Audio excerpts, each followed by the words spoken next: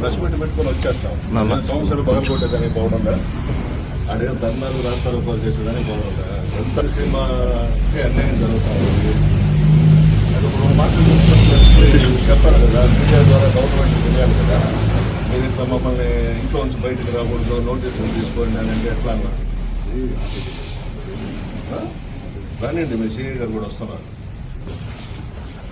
కాదు, ప్రశాంతంగా పోయి ఇచ్చేస్తాం. అదేమి అక్కడ గొడవలు చేసేది లేదు, ఏం లేదు. పోయి కౌన్సిల్ దగ్గర ప్రెస్ మీట్ పెట్టుకోండి. రాయలసీమకి అన్యాయం చెప్పుకుంటాం.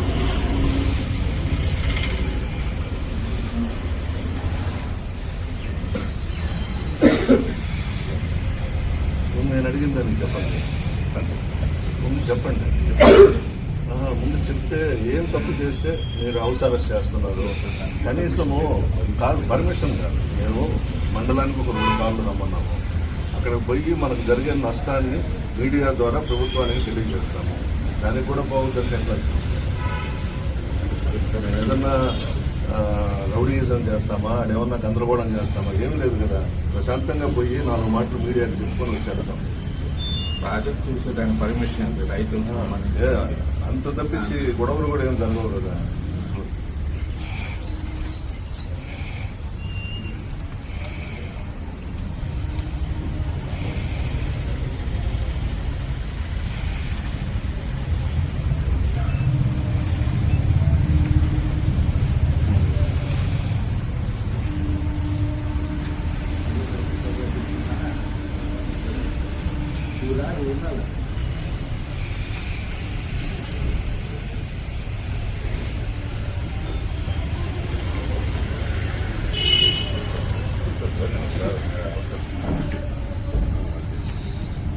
ఒకవేళ సోమశెల్ల దగ్గర పంపించకపోయినా పార్టీ ఆఫీస్ కన్నా పంపిస్తే ప్రెస్ మీట్ పెట్టుకుని అదొకటల్లా హెల్ప్ చేయాలి. టీ తెచ్చిన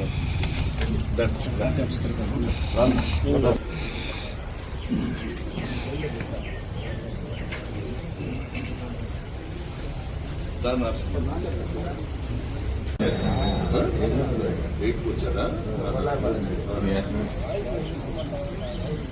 మొబైల్ చేసి దానిపోతున్నాం అంతే కదా.